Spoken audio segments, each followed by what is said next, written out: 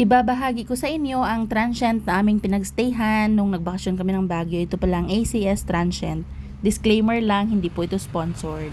Ang pinili nga namin na room ay itong kubo area nila. Itong part na pinapakita ko hanggang sa taas niyan, dito na area ay puno rin yan ng mga rooms. Kapag dito mo titignan, parang taas-taas niya. Pero kapag nasa second floor ka, hindi pala. Kasi doon mismo may sarili na doong pintuan na makakalabas ka rin. Mataas lang tingnan kasi situated siya sa medyo mataas na lupa. Ito pala ang itsura ng kubo kapag gabi.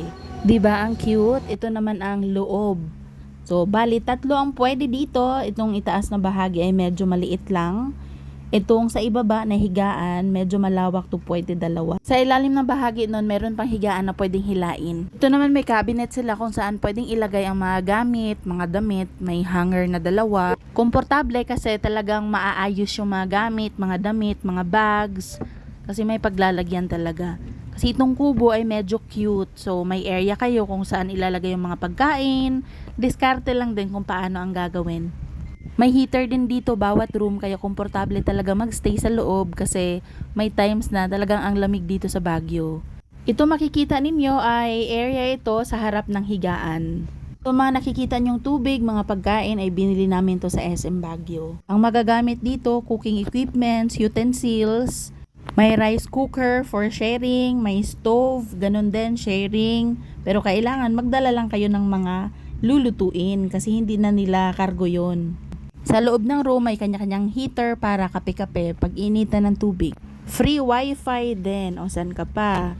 Next naman ipapakita ko ang CR. Kapag nagbubook ako ng room, isa sa mga considerations ko talaga itong bathroom kasi namamahay ako, alam nyo ng ibig kong sabihin. In fairness sa CR nila malinis. Dumating tayong malinis, pag alis natin kailangan malinis din.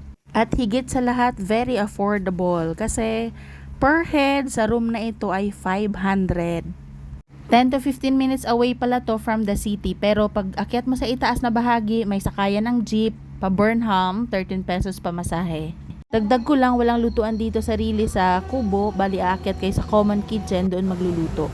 Itong transient na ito ay matatagpuan sa Barangay Bakaking, ang Palatandaan 7-Eleven, bagong 7-Eleven yun, at sa Barangay Hall mismo. Sa gilid ng Barangay Hall, ay sakaya naman ng jeep katulad ng binanggit ko kanina pa Burnham Park.